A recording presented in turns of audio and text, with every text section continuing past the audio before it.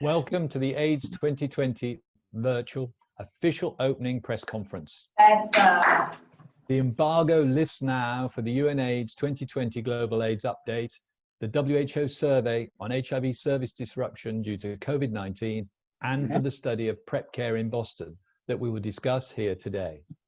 I'm Dr. Anton Pozniak, President of the International AIDS Society and AIDS 2020 Virtual International Scientific Chair. The 23rd International AIDS Conference is also our first virtual conference. These are remarkable times and defining times for the global HIV movement and for the world. Every conversation we have now sits at the confluence of the COVID-19 pandemic and a new global reckoning with systemic racism. We've dedicated our opening press conference to setting the stage. We will take stock of the global HIV response and review breaking evidence on the impact of COVID-19 on those efforts. I would also like to share that IAS is releasing shortly a new report entitled COVID-19 and HIV, A Tale of Two Pandemics. Noting widespread service disruptions, the report looks at how COVID-19 is impacting the global HIV response and provides two sets of recommendations for policymakers, healthcare providers, researchers, scientists, healthcare workers, communities, and funders. The first set of recommendations addresses HIV service delivery in the context of COVID-19, including shortening the length of healthcare visits and extending medication refills. The second set of recommendations addresses lessons from the HIV pandemic that can inform the COVID-19 response, including addressing social justice issues in the healthcare system and proactively addressing stigma. The report will be made available online at iassociety.org. Now, for the journalists there, if you have a question, please type it into the Q&A box or type in question and we will unmute you once you are called on. Please indicate your name and outlet when asking the question. And we also ask that you keep your questions relatively short. Note, we will take questions in 2 rounds. After our first 2 speakers share new report findings, and again at the end after presentations from 2 study authors. Our first speaker is Winnie Byanyima, Executive Director of UNAIDS. She will share the much anticipated annual update from her agency on the state of the global HIV response. The report's entitled Seizing the Moment, Tackling Entrenched Inequalities to End Epidemics, and it includes a special chapter outlining the potential impact that the COVID-19 pandemic could have in low and middle income countries around the world on supplies of the generic antiretroviral medicines used to treat HIV. Executive Director, please go ahead.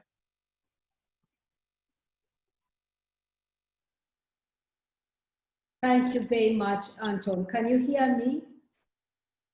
Yes, thank you for this opportunity to join the opening session of this important conference. And thank you, Tedros, for sharing the panel with me. We are launching our report, Seizing the Moment, Tackling Entrenched Inequalities to End Epidemics. That's what we've called it. The report shows remarkable but highly unequal progress around the world. Most of the progress being in expanding access to antiretroviral therapy. But because the achievements that have been made and tremendous achievements have not been shared equally within countries and between countries, our targets for 2020 will not be reached. We have work to do. Sub-Saharan Africa is the region making the greatest progress, also the region most highly burdened. New infections in Sub-Saharan Africa have been reduced in the last 10 years by 38%. That's above the global average of 23%. But we see other regions increasing new infections. The direction of travel is in the opposite direction. Eastern Central Europe going up by up to 72, Eastern Europe and Central Asia by up to 72%, Latin America 21%. So that is the unevenness we are talking about. But if a country like Eswatini, small, poor, landlocked, can achieve its 90-90-90 targets and move to 95-95-95, that tells you it can happen. So we see Eswatini, South Africa, Lesotho, where there's high coverage of HIV prevention and treatment, combined with special efforts to reach people most at risk, driving down the incidence of HIV. So it's possible. Our report shows in 2019, 1.7 million people were newly infected. That's 3 times higher than the target of 500,000, target for 2020. We see also that most of these new infections are amongst key populations, 62%. This is about men who have sex with men. This is about sex workers, gay men, prisoners, people who inject drugs. These are people whose rights are denied, basically. And it is about lifting the human rights violations and restrictions on them that will give them the opportunity to take the benefit of science. We need political will to remove those barriers. In at least 73 countries, we have laws that criminalize same-sex relationships. In 106 countries, we have laws that criminalize personal drug use. So we need to see progress there, and we are seeing it. Botswana last year repealed the law that criminalized same-sex relationships. Gabon, the parliament, removed that provision in their penal code only last week. We are waiting for the president to assent to the new law. So there's progress, but not enough. We see 690,000 people last year who died of AIDS-related illnesses. Unacceptable. Above the target of 500,000. And when you consider that there are treatments that people are taking and staying and living a full life, why should we lose 690,000? A lot of them, 95,000 were children. We are not meeting our targets for children.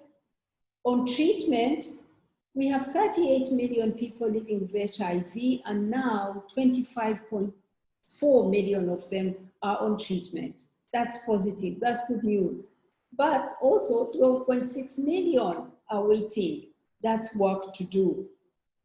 I'm sad to say that women and girls in Africa continue to be the most affected and account for 59% of all new infections in that region, and we know why.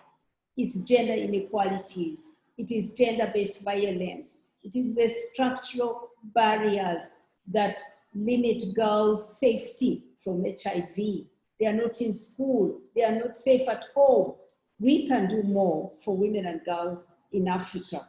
We can keep girls in school, we can fight gender-based violence, and we can equalize opportunity for boys and girls, men and women. Now, coming to the coronavirus, we were already off track to achieving our goals, HIV goals. But now coronavirus is really blowing us completely off track. And that's a concern.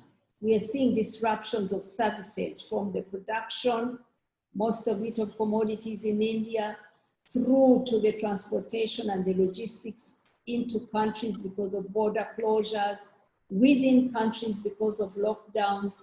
We are seeing disruptions of services. We are seeing disruptions because of repurposing the HIV infrastructure built for years with people's lives, the labs, the technicians, the community-led services, the volunteers being taken to work on COVID. We don't object that they should work on COVID. In fact, we support it. But we want governments to work in creative ways to ensure that the HIV services built over years and years with the passion and the lives of people living with HIV are used for both. And it is possible to creatively use this huge social physical infrastructure for both diseases. One disease can't be sacrificed for another. That's a false solution. We've modeled together with WHO and put out an alert that if these severe disruptions were to continue another 6 months, we could have 500,000 additional deaths in sub-Saharan Africa. We can't afford that. We could have a reversal on mother-to-child transmission, taking us back to 10 years ago. So the message is, keep both balls in the air, keep the services going for both diseases. And then financing would be my last point. We have a financing gap globally, a financing gap of $7.6 billion to make it to 26.2 billion estimated need. Over the years, we have seen our funding partners, particularly a number of countries from Europe and the United States, faithfully continuing to stand in solidarity with the poorest countries to fight HIV. We salute that. But we are seeing now real threats. With their own economies now hit hard by COVID, there is a real danger of losing ground on financing the countries that are most in need. The countries most in need are also mostly indebted and do not have the space to invest in their own fight by themselves. So we're calling on the donors to maintain the investments, to increase investments where possible, so that we can end AIDS. We can end AIDS if we maintain the political will. We know now that diseases, that epidemics have a cost on economies. We've seen it the hard way. So the two are connected. We need the resources. We need the human rights. There's human rights. We need to make more progress on human rights of key populations, particularly those most vulnerable. With that, we can beat AIDS by 2020, by 2030. But we need all hands on deck, fighting for human rights, a multi-sectoral approach, full resourcing, and political will. Thank you very much.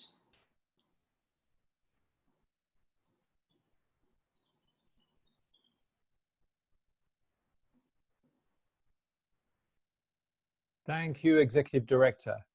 I know you need to leave, but we will have your deputy, Shannon Hayder, will be available for questions a little later. It's with great pleasure that I'm going to introduce our next speaker, Dr. Tedros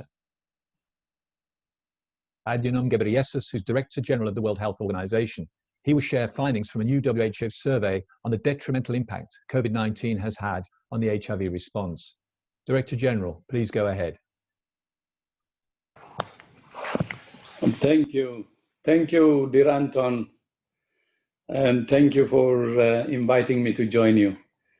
And dear Winnie, distinguished guests, dear colleagues and friends, good morning, good afternoon, and good evening. Much like the early years of HIV, the COVID-19 pandemic has impacted our lives in so many ways. The world has now recorded more than 11.3 million cases of COVID-19 and 531,000 lives have been lost. But this is just the tip of the iceberg. Like HIV, the impact of the virus has been felt politically, economically, culturally, and socially. And WHO is deeply concerned about the impact of COVID-19 on the global response to HIV. A new WHO survey showed access to HIV medicines has been significantly curtailed as a result of the pandemic. 73 countries have reported that they are at risk of stockouts of antiretroviral medicines. To mitigate the impact of the pandemic on treatment access, WHO recommended that all countries prescribe ARVs for longer periods of time, up to 6 months, while shoring up the supply chain for all medicines.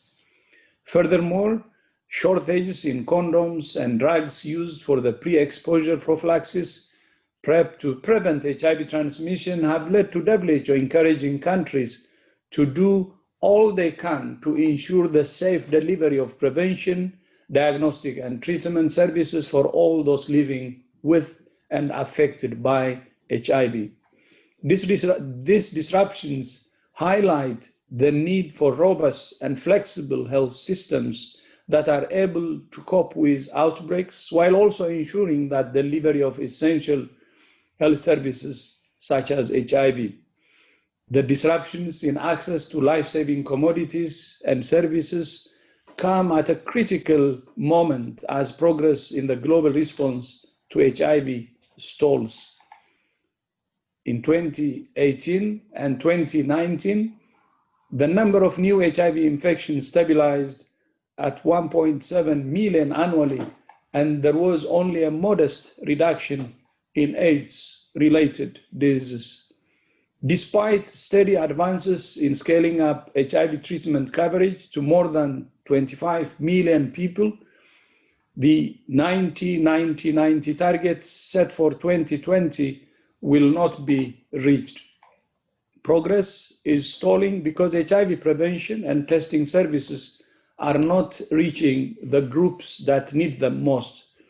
Improved targeting of proven prevention and testing interventions and services, including PrEP and HIV self-testing, will be critical to reinvigorate the global response to HIV. Progress in reducing AIDS-related deaths can be accelerated by stepping up efforts to tackle comorbidities and opportunistic infections, including TB, hepatitis, and new threats like COVID-19. In 2019, 62% of new HIV infections globally were among key populations or their partners. Men who have sex with men, sex workers, transgender people, people who inject drugs, and prisoners are particularly vulnerable to HIV and frequently lack adequate access to HIV services. The lack of optimal HIV medicines with suitable pediatric formulations has been a long-standing barrier to improving health outcomes for children living with HIV, contributing towards low treatment coverage. Access to services for vulnerable groups must be expanded through stronger community engagement, improved service delivery, and tackling stigma and discrimination. Ultimately, ending the HIV epidemic worldwide can only be achieved through the coordinated action to ensure that the global targets of the Sustainable Development Goals for HIV and universal health coverage are reached. While tackling COVID-19 is a global priority, we must not turn our backs on the 38 million people living with HIV and the millions more at risk of infection. Now is the time to redouble our efforts, build national unity and global solidarity to tackle both the COVID-19 pandemic and diseases like HIV. So thank you, Anton, again. Back to you. Thank you so much.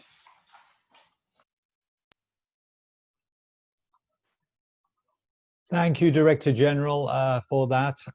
But I know you have to sign off now. So good luck with the rest of the week. And I would like to welcome Meg Doherty, WHO Director of the Department of HIV, Hepatitis and STI Programs, to field the questions about the survey that you shared today. And we're happy to take the questions, and also for the UNH, the Deputy Director, Sharon Hayder, will also be ready for your questions, and starting with some of these that you've already submitted. But as a reminder, if you have a question, please type it in the Q&A box, or just type the word question, and we'll unmute you and then we'll call you. And please indicate your name and outlet when asking the question, and please keep your questions relatively short. So the first question actually could go to either of you, maybe both, want to say something. We often hear that we can't end HIV/AIDS until we have as much innovation in delivery as we do in research and development. So what innovation in delivery, maybe Shannon, we could talk about the 2025 targets and what you're doing for that, what you're excited about, and the scale up of that. Sure, thank you. Great question. And I think the reality is we have a lot of innovation right now, but a lot of that innovation is not to scale. So in fact, some of what we're seeing in terms of ensuring the continuity of HIV services during COVID is all about differentiated service delivery and ways to get people services that fit into their life, their restrictions, and don't always, require them coming to facilities. Now, these aren't all new. WHO has had these as part of treatment guidelines for quite some time, but in many countries, they haven't been taken to scale until now. So if we can continue some of the service delivery interventions we're seeing right now, that'll be step one. I think step two, some of the innovations on the ground that matter, also not so new, but new to take to scale, which is really decriminalization. Decriminalization of HIV transmission, exposure, non-disclosure, decriminalization of LGBT status, decriminalization of personal drug use, decriminalization of sex work. We know that these contexts of rights are huge barriers to people getting the services they need. And then I think finally with that, absolutely, we are looking forward to long-acting PrEP, long-acting antiretrovirals, things that make it easier to layer services, have them delivered in the communities, and take burden off of people. But I think we've seen, Eswatini and Switzerland have both surpassed their 95, 95, 95 already. You couldn't have two more different countries. But I think what each shows is finding the people who are left to be reached and targeting services and delivering services in the way they need them to be successful. Thanks, Shannon. And Meg, can I ask you the opportunities that we're going to have because of the impact of COVID on the HIV service, how we become adaptable? Do you see that as in a way, us being flexible and innovative?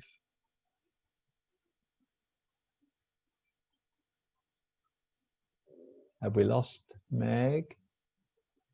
Oh, thank you. I think this is absolutely an important opportunity now during the time of COVID, where we're looking at how we have to be flexible.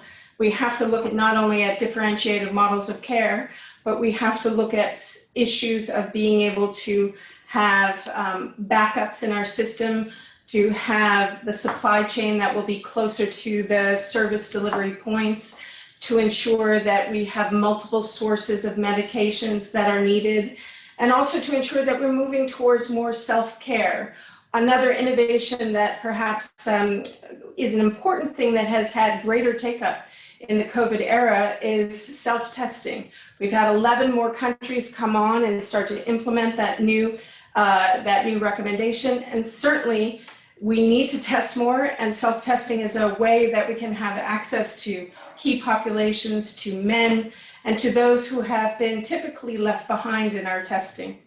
Lastly, I think as we think about a post-COVID world and building back better, we absolutely need resilient health systems and systems that can be flexible enough to not only identify pandemics, use the resources that are available, whether it's laboratories or healthcare workers who are out there doing the contact tracing, but they can do two things at once, and that we can ensure that we don't let the essential health services fall by the wayside.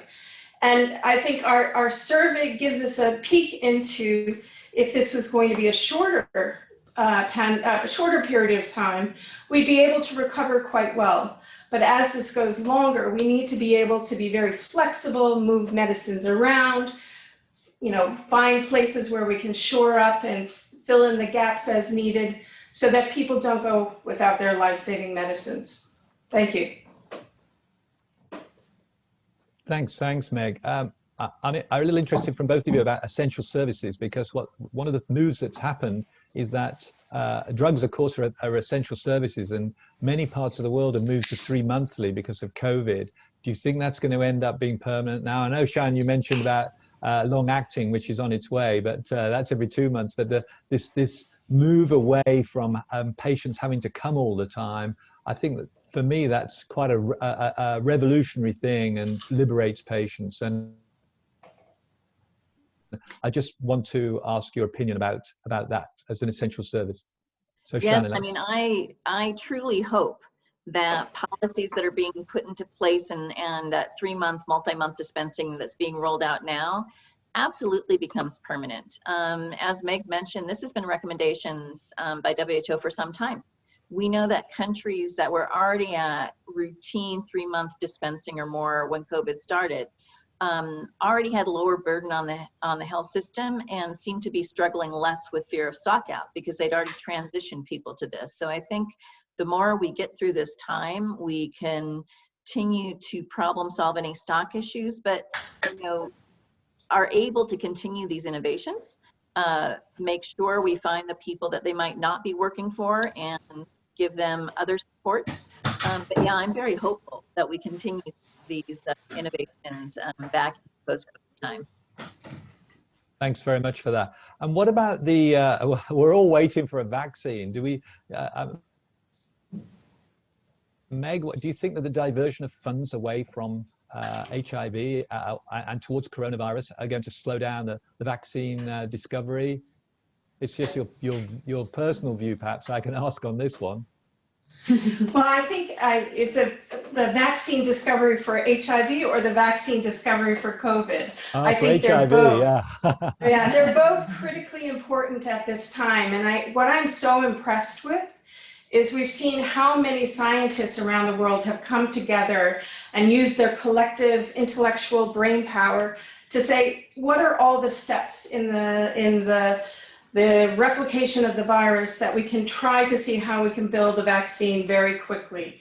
And I'm very impressed that perhaps out of the COVID initiative, we might start to see some new initiatives or new ways of thinking about vaccine development that could be impactful for HIV. Certainly we know with HIV, even if we don't have a perfectly immunogenic vaccine, we can be benefiting from even partially immunogenic with medicines, with long-actings, so that eventually in the future we can move into a period of where we have HIV in remission. So I don't worry about the distraction. I think it's an opportunity of intense scientific rigor that the HIV community can benefit from. And as you know, yourself and many others, we're all HIV investigators working in the field of COVID, using our infectious disease hats to really try to find a solution. So I'm very positive, hopeful that we can find out more through this endeavors that are going on right now. Thanks very much. So I just want the last question here to both of you. It's about injectable cabotegravir as PrEP in terms of, I mean, will we achieve PrEP targets with better than what we've got at the moment? And for you, WHO, about the guidelines. So perhaps we can finish on that, Shannon, about injectable PrEP. Will it help us deliver targets more oral PrEP? Well, I'd love to be optimistic. I think if we can get the injectables out there and available, there's going to be huge demand that can be built for them. We have not fully developed the demand for PrEP in many countries that we could or that we should. The scale of PrEP programs in a number of countries is very small still.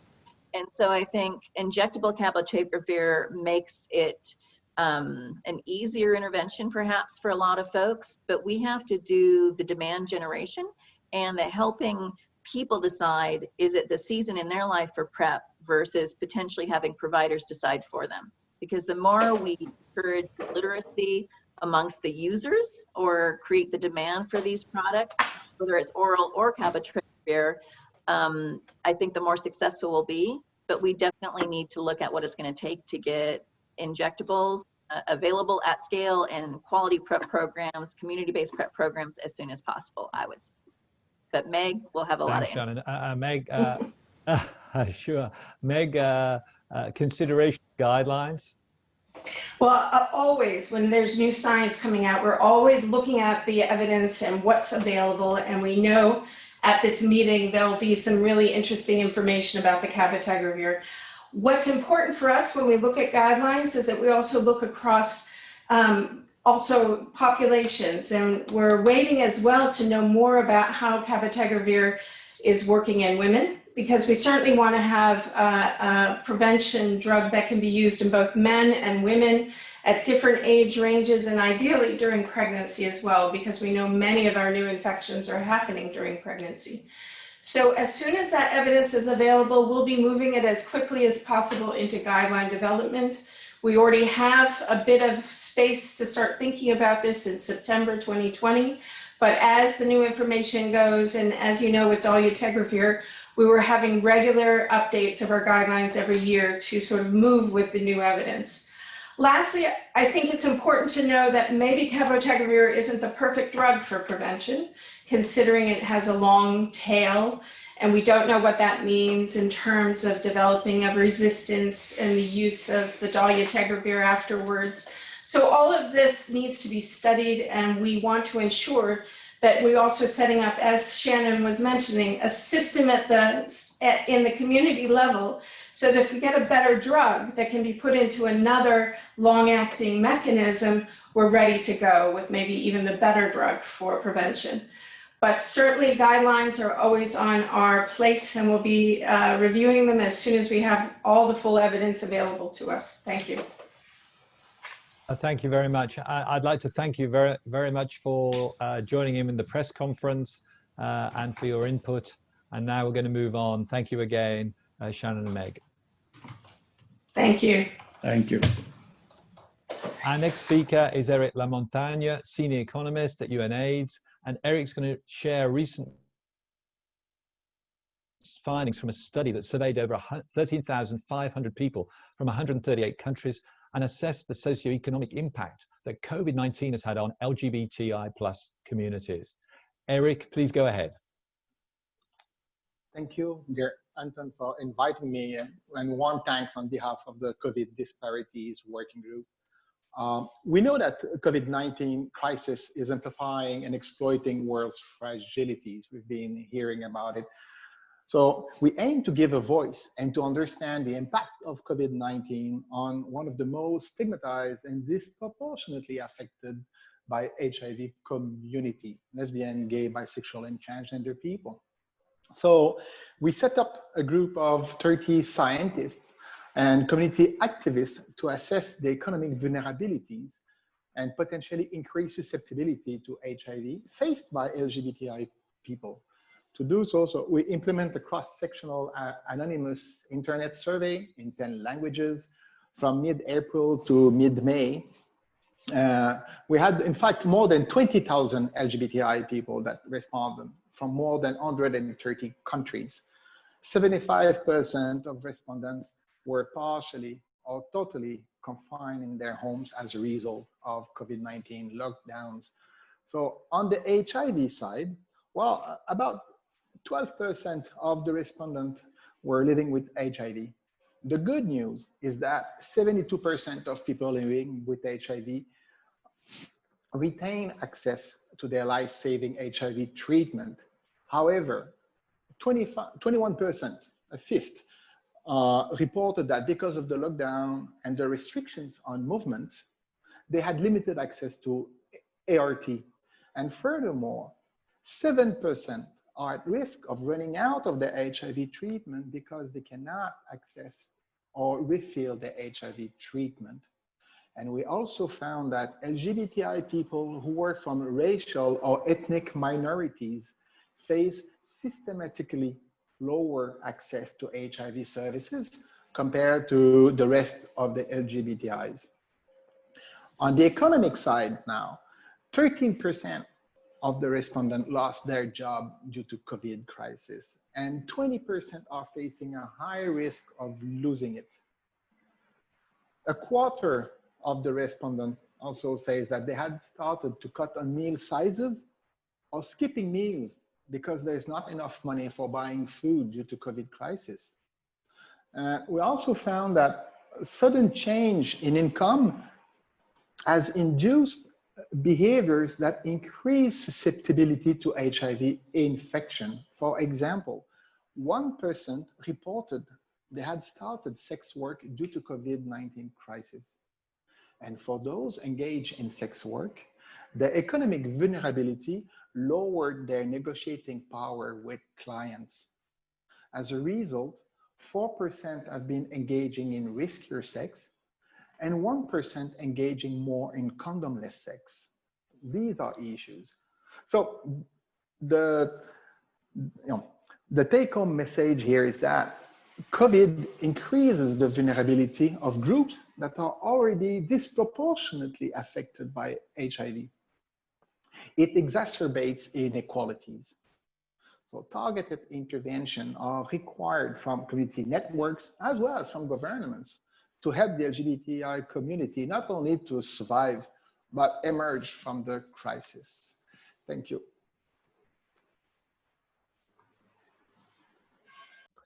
Thanks very much, Eric. It's really clear we need to continue doing research in really many ways. COVID-19 is impacting people living with HIV or at risk of HIV. And it's very sobering, the data that you brought to us. So we'll get some questions a little later on, but it's a delight to introduce Douglas Krakauer of the Division of Infectious Diseases at Beth Israel Deaconess Medical Center to speak about how COVID-19 has affected the delivery of PrEP care in Boston. Douglas is also a research scientist at the Fenway Institute and an assistant professor in medicine and population medicine at Harvard Medical School. Dr. Krakauer, please go ahead. Thank you so much. On behalf of my colleagues at the Fenway Institute, I would like to thank the conference organizers for inviting us to present our work at AIDS 2020. As we know, COVID-19 has disrupted preventive healthcare globally, which could create important barriers to PrEP-related healthcare and efforts to control the HIV epidemic. The COVID-19 epidemic in Boston, Massachusetts began in March of 2020, and there was a large surge of new cases in April 2020. The objective of our study was to assess the impact of COVID-19 on PrEP-related healthcare in Boston. The setting for our work was Fenway Health, which is a community health center that specializes in LGBTQIA+ healthcare, research, and education, and is the largest provider of PrEP in all of New England. What we did is we extracted electronic health records data from Fenway patients from January through April 2020 to characterize a number of aspects of PrEP-related healthcare, including PrEP refill lapses, which we defined as not having a PrEP prescription refill before the end of a prior prescription, new PrEP starts, testing for HIV and sexually transmitted infections, and the use of telehealth medicine. We used chi-square tests to identify which patient factors were associated with PrEP refill lapses in April of 2020, which could be associated with lack of access to PrEP medications. The study cohort included 3,520 PrEP patients. The mean age was 37, 92% identified as cisgender men, 73% were white, 6% Black or African American, 6% Asian, and 4% identified as multiracial. 14% identified as Hispanic, and 86% had private insurance, and the remainder had public insurance. In terms of our main findings, we found that PrEP refill lapses increased by 191% from January to April 2020, with 140 such refill lapses in January and 407 as of April. New PrEP starts decreased significantly by 72%, from 122 new starts in January to only 34 in April at the peak of the surge. HIV testing also decreased substantially by 85%, with 1,014 tests conducted in January and only 151 in April. There was only a single positive HIV test during this 4-month period, and that occurred in January prior to COVID. Gonorrhea and chlamydia testing also decreased by the same degree, 85%, and positive tests decreased by 81%, from 130 positive tests for gonorrhea and chlamydia in January to only 25 in April. We observed a near complete shift to telehealth quite rapidly, with none of the visits at Fenway being conducted by telehealth in January or February, and 98% as of April. We found that PrEP refill lapses were more common among patients who are under 26 years of age versus over 26 years, more common among those who identified as racial minorities versus white, more common among those who identified as Hispanic versus non-Hispanic, and more common among those with public versus private health insurance. So our major conclusion based on these data is that COVID-19 was associated with major disruptions in PrEP healthcare at our health center, despite a very successful pivot towards telehealth quite rapidly. The really important limitation of this study is that we could not ascertain sexual behaviors or pill-taking behaviors using the structured electronic health data we had. We don't know if the observed changes in PrEP care reflect decreases in prevention effective adherence or not. And we believe that these data suggest we need additional studies to assess for changes in prevention effective adherence, with particular attention to potentially vulnerable subpopulations. Thank you very much. Thank you so much, Douglas. Now, I just want a question that's come up is it possible that we might see a lull in transmissions because people have been social distancing, and that one of the reasons that we've seen a decreased uptake maybe in PrEP is that people are just not going to have sexual contact. So Eric, what do you think about social distancing and the impact on transmission? Do you think it's just going to be a gap, or is it going to really happen? And then maybe we can turn to Douglas about the decreased use of PrEP related to the same issue. That's a really good question. In fact, we could expect that the answer is partly yes, but what we show is it's also partly no. Why? Because indeed, once you're confined, it reduces the opportunity to interact with other people, including having sexual contact. This is a point. On the other hand, we have a different type of risk that are emerging. And these risks are enhanced, increased due to the different vulnerabilities and inequalities that COVID crisis is making. So this is so it is a yes and it is a no. Which one will be the biggest? Well, we could say that where a strict confinement, such as what we saw here in Europe, in France, in Italy, and in Spain, where you cannot even go out, of course, we should have a reduction in HIV. But let's look beyond. I mean, people who cannot access their treatment, they are facing HIV and they are facing AIDS, you see? So it is a different type of risk. Mm-hmm. And if people stop their treatment and then engage in sexual behavior, then they could more likely transmit because their viral load has gone up. Yeah, okay.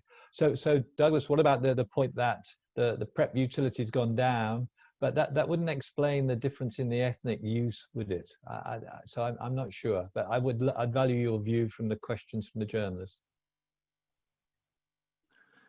It's a great question. I think in terms of the ethnic disparities, we need to learn more about, at the individual level, why people might be having PrEP refill lapses. Is it that they're facing economic vulnerabilities that make it challenging to continue with things like copays or other financial characteristics? Were they too scared to come into the health center for fear of exposure to COVID-19? Were there changes in sexual behaviors? So we really need to dig in deeper, which are plans for our future studies. I think by triangulating these questions with work of Eric's survey and other surveys that have come out, for example, Travis Sanchez's group published something in AIDS and Behavior on a survey in April of over 1,000 MSM in the United States, suggesting that about half of the respondents in that survey reported having the same number of sexual partners in April when COVID-19 was certainly an issue in the communities in the United States. So I think it's going to be a very mixed picture. And one of the challenges is, I think, as healthcare providers and healthcare organizations, it's important that we don't stigmatize people who might be engaging in sexual behaviors during COVID-19, so that people won't feel ashamed to come forward and request PrEP and STI testing, for example, and HIV testing. This is an issue in general in terms of stigma with HIV and PrEP care, but I think it can be exacerbated if the message is that you should be ashamed for engaging in sexual contacts at a time when people are experiencing tremendous social isolation. And of course, sexuality is an intrinsic human quality, and people have the need to connect with other people. So I hope that the messaging can be open and non-judgmental to people, that to the best of our abilities, we're creating a safe environment amongst providers and facilities for people to come in for preventive sexual health care. Yeah, I suppose the issue there was that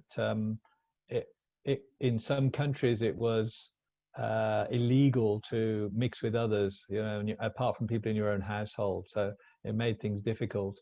I don't know how much of that, Eric, you could have captured in your survey of all the different countries and the different policies, whether you've got granularity to see differences from country to country and what happened to the communities affected.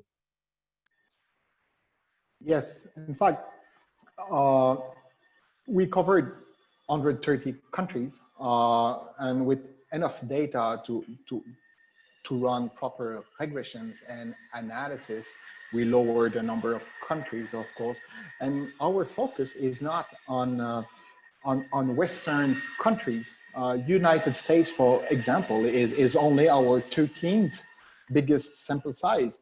We have Russia, we have Turkey, we have Ukraine, we have South Africa, we have other countries. And it is interesting because, as you exactly said, Anton, the profile in terms of facing different risk is really different.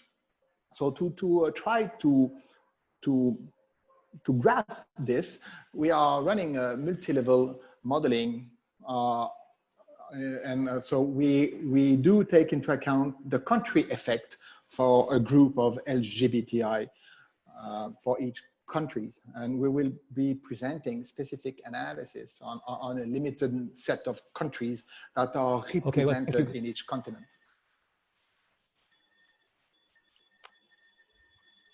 Okay, so thank you very much indeed. If there are no other questions from the reporters, then I think it's time to end the press conference.